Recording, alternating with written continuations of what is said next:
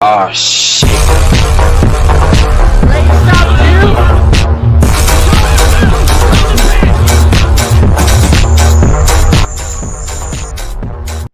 Ladies and gentlemen, welcome back to the channel. Welcome back to a brand new Mr.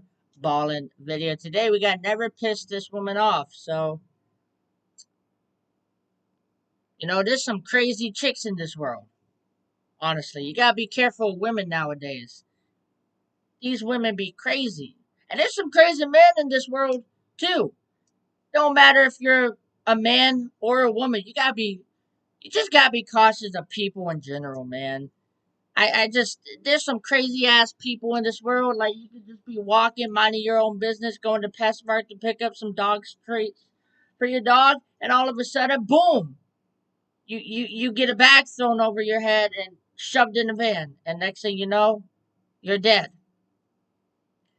The chances of that happening is unlikely. I feel like the chances of being kidnapped is much higher if you're a woman. I mean, guys get kidnapped too, but women get the chances of women getting kidnapped is so much higher than men, because it's just like, I don't know. I'm not really sure why. I guess women put up less of a fight than guys do. I'm not really sure, but yeah. I I just lost my train of thought. I was gonna say something, but I just kind of forgot. So we're just gonna hop in this video now. Y'all boys and girls ready? I'm ready. Let's go. In early 2014, a sheriff's department in a little town in Oregon conducted a search of a huge 20-acre farm tucked away inside of a forest. A local man had gone missing recently, and this farm was one of the few places they knew he had been. Very quickly into this search, a deputy was walking around the outside of the barn when he saw something strange on the ground. At first, he had no idea what it was, but as he got closer, it became very obvious. Not only would this discovery become front-page news all across the country, but it would also lead investigators to discover something much more sinister going on in that little town. But before we get into that story, He done get. What do you think happened to him? I feel like he probably pissed off his wife, and his wife gave him the axe. Got rid of his ass. Hey, I'm scared of marriage, man. Like, I'm terrified to get married because I've seen so many stories of, like, women or men getting killed by, like, their wives and husbands, and then, like, divorce things are just a pain. Like, women would just divorce their husband and take half of their money.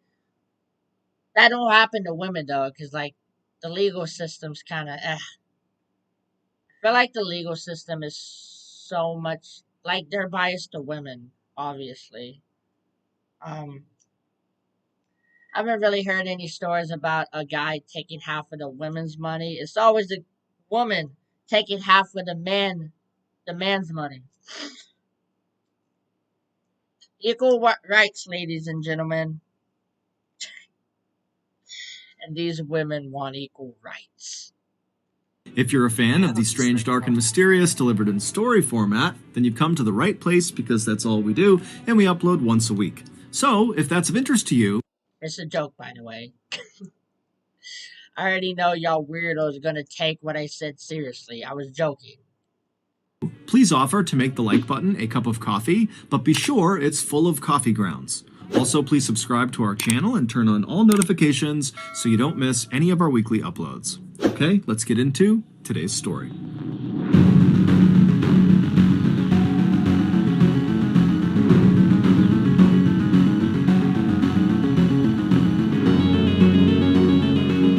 That'll do, pig. By most people's standards, Susan Was that a Shrek line? That'll do, donkey. That'll do. But he replaced donkey with pig.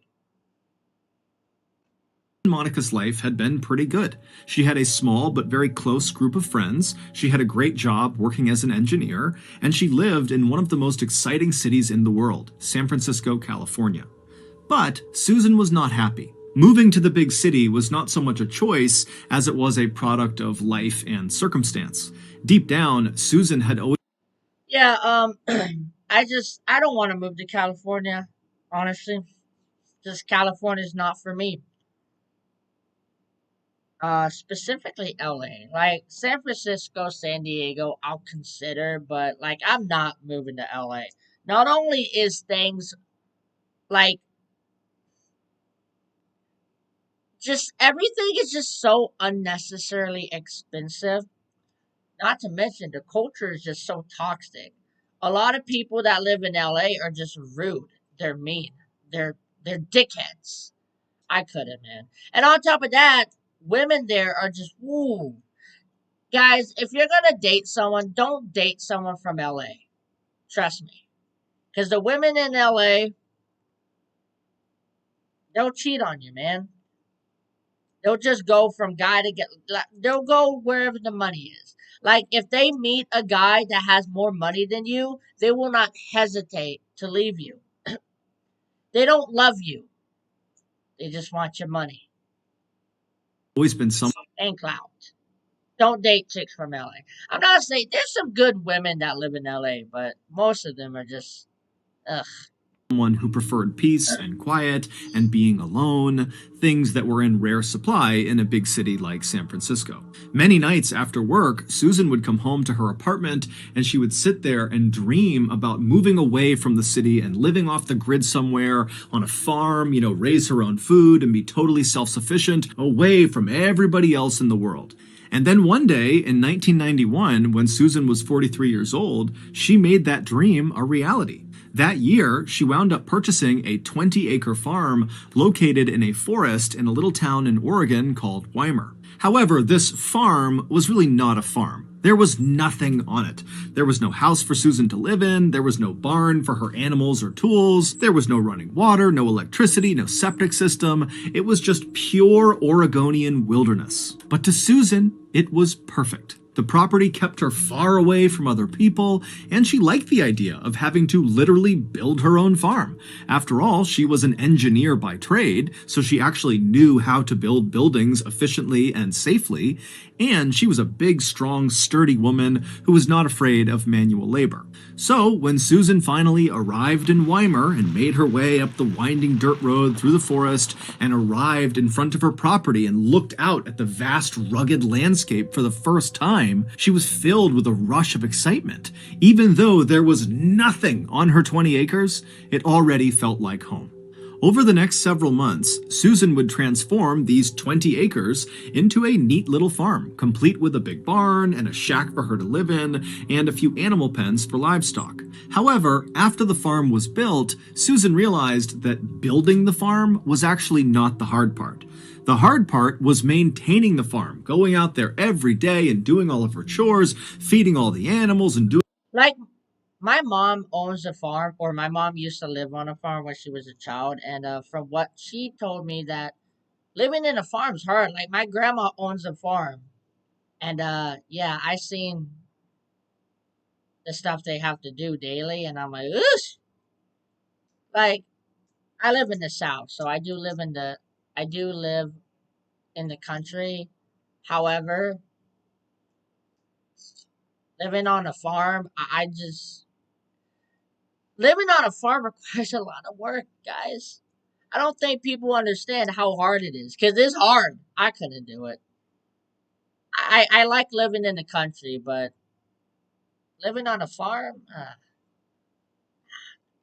doing all the different projects she had in mind. It was exhausting. And so not long after the farm was complete, Susan realized that as much as she wanted to be totally alone out there, she had to set that aside and hire some help. And so Susan printed out all of these help wanted flyers and put them all over town in Weimar, and before long, people began making their way up to her property to inquire about the role. Most of these applicants were people who struggled to find work elsewhere, either because they lived a sort of transient lifestyle, bouncing around from place to place so no one was ready to hire them long term, or because they had a criminal record and just straight up could not get a job.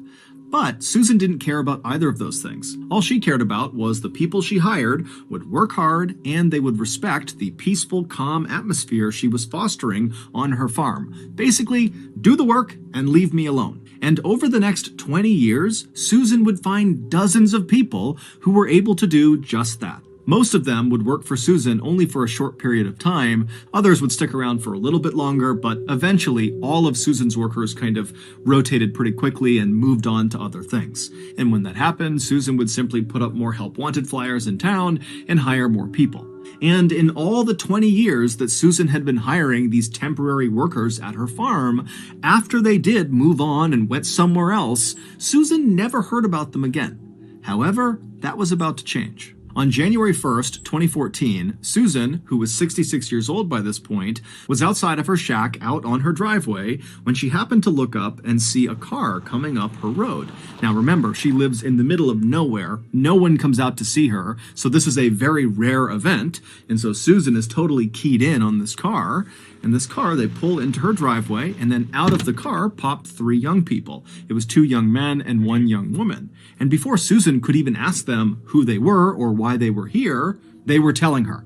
They said they were looking for their father, Robert Haney, who at one point had told them he was working on Susan's farm in exchange for a little cash, and also Susan was letting him park his camper on her property, and he was living in that camper. The kids said their father always checked in with them at least once every couple of months, but they had just gone this really long stretch without hearing from him, and since he didn't have a cell phone and no permanent address, they had no real way of getting in touch with him, and so they were out there looking for him to make sure he was okay. And so they asked Susan, "Do you remember our dad, Robert? And if so, do you know where he is?" Even though this whole situation was totally surprising for Susan, because she almost never got visitors, so that alone was kind of jarring for her. But when she heard the kids say their dad's name, Robert Haney, she immediately knew who that was. Susan told them that she had hired their father the previous spring to help build a structure on her farm, and initially, Robert was really nice to have around the farm. He worked really hard, he kept to himself, he was quiet,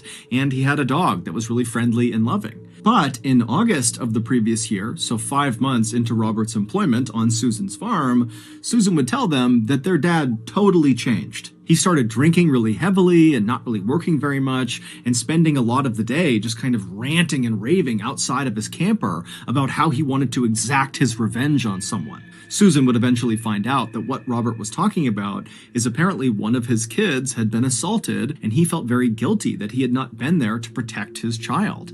And so the way Robert was handling this There's nothing scarier than a vengeful father.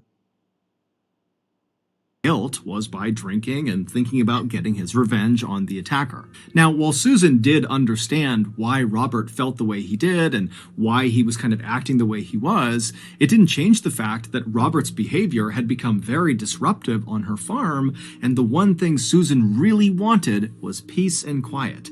And so she decided she would have to go confront Robert about his behavior and potentially fire him if he couldn't find a way to calm down. But before Susan ever had to do that, Robert one day just walked right up to her shack, he handed her an envelope filled with cash, and he asked Susan if she wouldn't mind looking after his dog for a while. And Susan was so taken aback by his complete change in behavior and this request that she just took the envelope and said, "Okay, I'll look after your dog." And then Robert nodded as thank you, he turned around, and he walked away from her. And then a few moments later, Susan's standing there with the envelope in hand, watching as Robert is climbing into some white car that had just pulled up in front of the property. She didn't know who was in the car with him, and then the car turned around and drove out of sight. Susan told the kids that that had happened back in September, so about 4 months ago, and since he left, she had not heard from him, despite the fact she still had his dog, and she told the kids that a lot of Robert's stuff was still in his camper. Susan brought the kids over to the side of her property where Robert's camper was, and when they went inside, sure enough, all their father's things were all over the place, but the one item that immediately stood out to them was their father's tool belt. They knew their father was a traveling handyman, that was how he made his living, and so it begged the question, why would he leave his tool belt here if he knew he was going to be gone for several months potentially? It didn't make any sense. After leaving Robert's camper, the kids thanked Susan and asked her to please be in touch if she learned anything else about their dad, and she said she would. And then the kids got back in their car and they began driving south towards the Jackson County Sheriff's Office. When they got there, they asked to file a missing person report for their dad. However, they learned very quickly that it was going to be very challenging to locate their dad, because their dad lived this transient lifestyle with no cell phone, he had no permanent address, he had nothing that could really be traced. But the investigators agreed with Robert's children that their dad's absence was a big concern, given the fact that his last interactions with Susan had consisted of him drinking very heavily and talking about going and getting his revenge on his child's attacker. And so the sheriff and the deputies were very concerned that that was exactly what Robert had done. He had gone out and potentially murdered someone and now was in hiding. So they asked Robert's kids if they could think of absolutely anything that could possibly allow investigators to track down Robert. And at some point, one of the kids said, "Oh, what about my dad's EBT card?" EBT cards, or electronic benefit transfer cards, are like debit cards for state welfare services. You can use the cards to buy things like groceries, and the cards are definitely traceable. A few days later, when Robert's EBT card trace came back, investigators saw the card had been used just 1 month earlier in a Walmart located about 30 minutes southwest of Susan's farm. Now, this trace obviously didn't tell investigators where Robert was right now or what kind of condition Robert was in, but they had no other leads to operate on, so they decided they would go to the Walmart and see what they could find. When they got there, the investigators were led to the back room of the building where they were able to review the security footage from the previous month when Robert was supposedly there with his EBT card. But after reviewing hours and hours and hours of footage, the investigators never saw Robert on camera. However, they did see Susan on camera, and unbelievably, she was the one using Robert's EBT card. And so obviously, this was very suspicious, and right away, the investigators left the Walmart, went back to their office.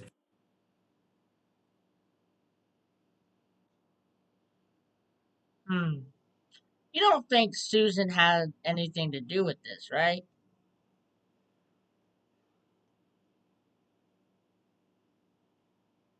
Surely not. Susan wouldn't have killed Robert, would she? And began the process of getting a search warrant to search Susan's farm.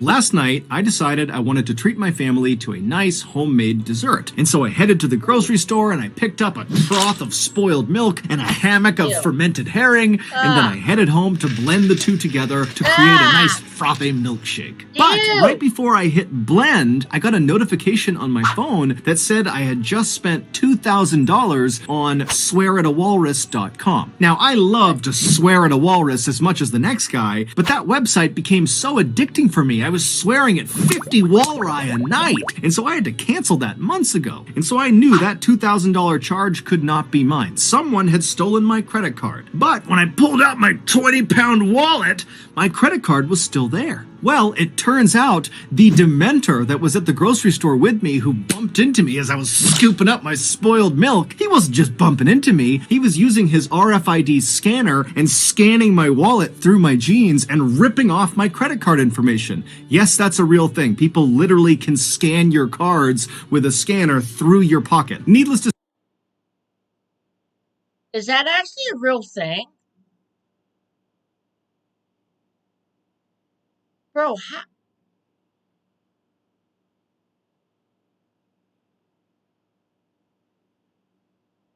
Shit. say, after I discovered this, I Technology, canceled my credit card and I got a Ridge wallet. Ridge Wallet has a sleek and durable design. They can hold up to 12 cards, and most importantly, they are built with RFID blocking technology. So if you're like me and you're tired of Dementors stealing your credit card information with RFID scanners, then you need to get a Ridge Wallet too. Get the best offer for Ridge with my link, ridge.com/MrBallin, and save up to 40% through December 22nd. Again, that's ridge.com/MrBallin.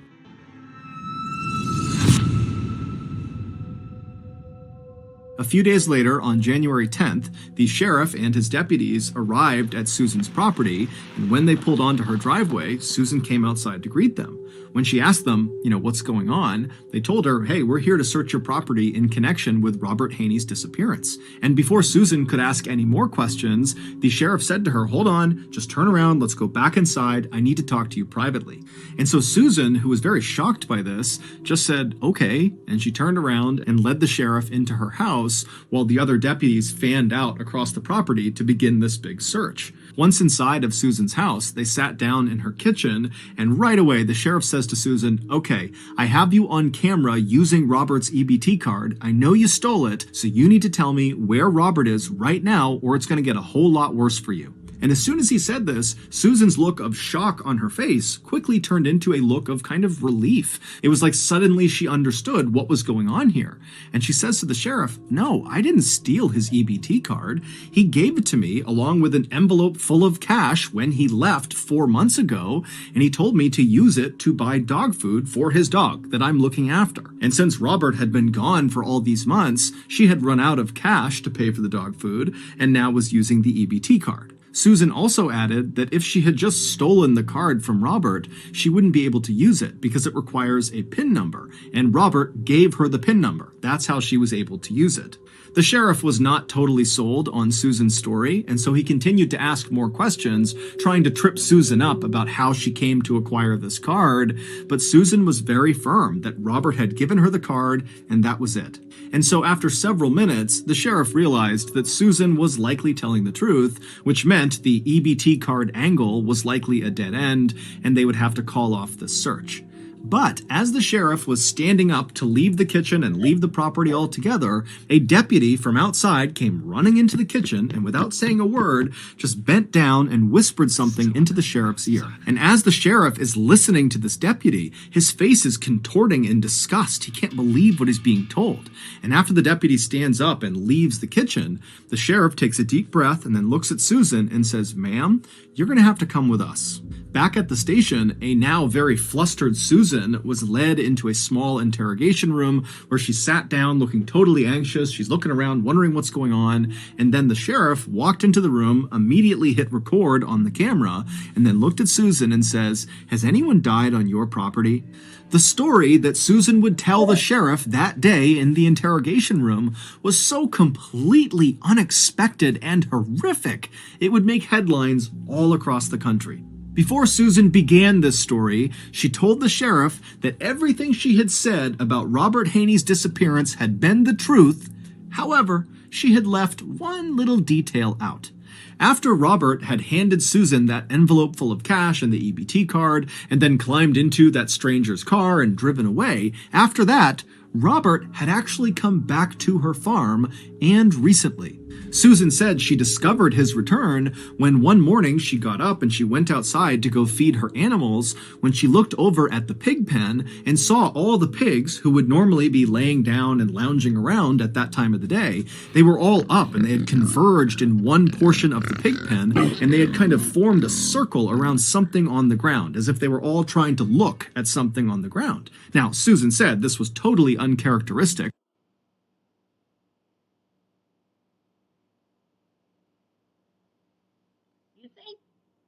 Do you think the guy Robert went off with, or maybe the guy that assaulted one of his children, maybe they killed Robert. They took Robert's body back to Susan's farm and just tossed him in the pig pen. Because I have heard stories about pigs eating human flesh. That's the thing.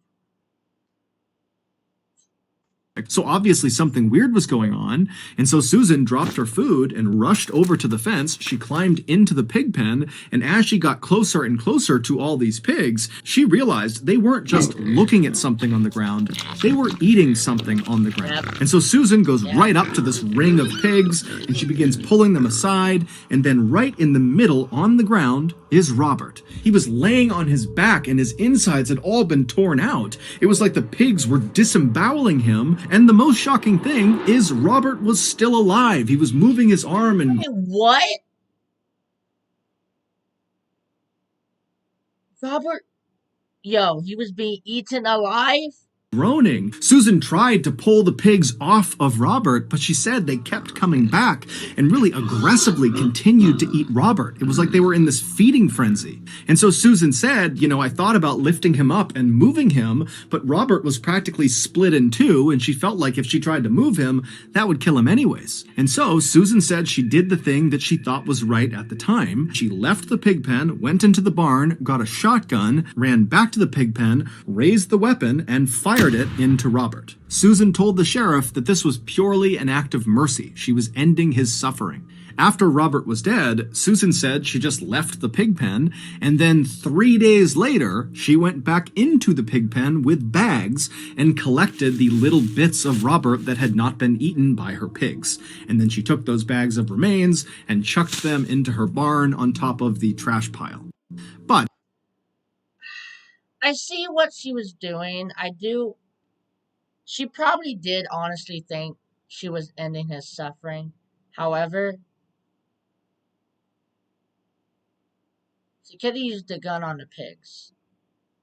Maybe just like shoot the pigs. Not like, you don't have to kill them, but like shoot them in like the butt or something. The leg. Oh, man.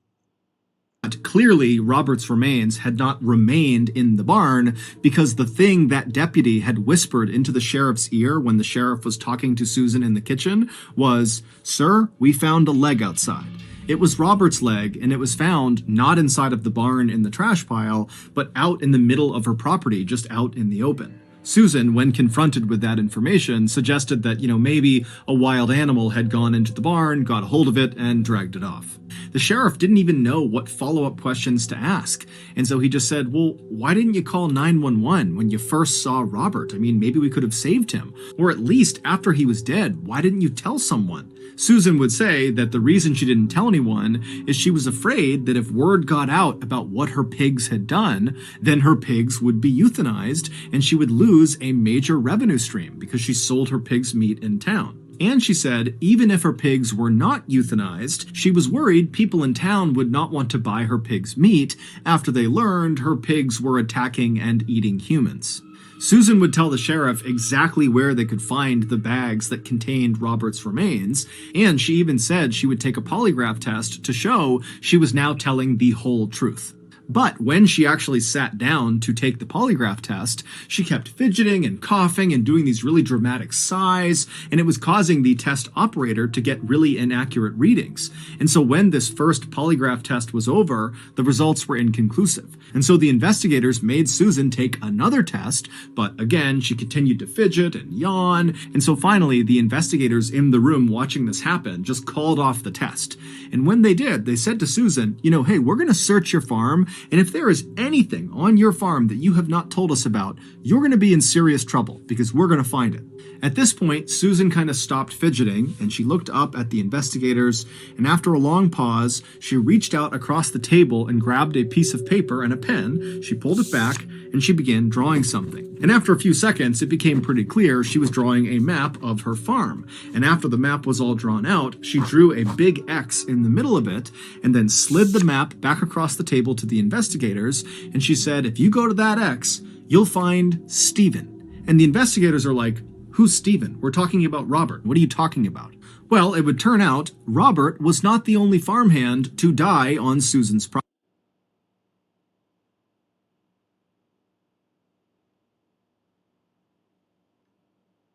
I'm I don't know what to think right now. Is Susan killing these people, or is something else killing? I mean, technically she did kill Robert, but is she doing this, or is something else doing this? In 2012, about a year before Susan hired Robert, she hired another man named Stephen Delasino. And according to Susan, Stephen was a lot like Robert. He was really easy to get along with, he was quiet, he worked hard. But at some point, Susan said they had a big falling out. Susan said she started to suspect that Stephen was stealing her guns in her barn, and so she went to confront him. And during this confrontation, they got into this big fight, and Susan said she didn't really remember all the details of what happened next, but at some point during this fight, a gun went off, and then Stephen fell to the ground in the middle of the pig pen with his head bleeding, and all of Susan's pigs suddenly swarmed him and began eating him. The stunned investigators again asked Susan, okay, if that really happened the way you said it did, why didn't you call 911 if this was like an accident? And Susan would say, again, that her big fear was her pigs would either be euthanized or word would get out that her pigs were eating people, and the people in town would not want to buy her pig's meat because of that. In the end, as far-fetched as You could always get more pigs, man. Susan's stories were about what happened to Robert Haney and Stephen Delacino, there was never any evidence that actually contradicted her claims. And so as a result, when Susan went on trial for murdering Robert and Stephen, it came down to whether or not the jury believed Susan. And they didn't. Not at all. They believed that Susan was completely lying, and that in reality, Susan, who was known to have a very quick temper, shot Stephen and shot Robert very much on purpose, and then threw them into her pig pen. We can only hope they were dead before her pigs began eating them. On April 21st, 2015, more than a year after Robert's children had reported him missing, Susan was convicted of 2 counts of murder for Robert and for Stephen, and 2 counts of abusing a corpse. She was sentenced to a minimum of 50 years in prison. While in custody, Susan would be overheard saying there were 17 other bodies buried on her property. However, when the police went out there and searched again very extensively, they never found any other remains. Susan's bold. Do they actually shave the female's head? I mean, it would make sense that they would. I don't see why not. So that's going to do it. If you got something out of this episode and you haven't done this already, please offer to make the like button a cup of coffee, but be sure it's full of coffee grounds. Also, please subscribe to our channel and turn on all notifications so you don't miss any of our weekly uploads. That's We have crazy. See, I love these stories that Mr. Ballin tells. Like, he's literally the best storyteller in all of YouTube. Hands down. But anyway, guys, if you like this video, hit that like button as hard as you possibly can. Subscribe while you're down there. The link to the original will be in the description below if you want to check it out for yourself, along with all my socials. Be free to DM me anything you want me to react to next, and I will try my best to get to it. And as always, I will see you in another video. Peace. Tell me pretty lies, look me in the face, tell me that you love me.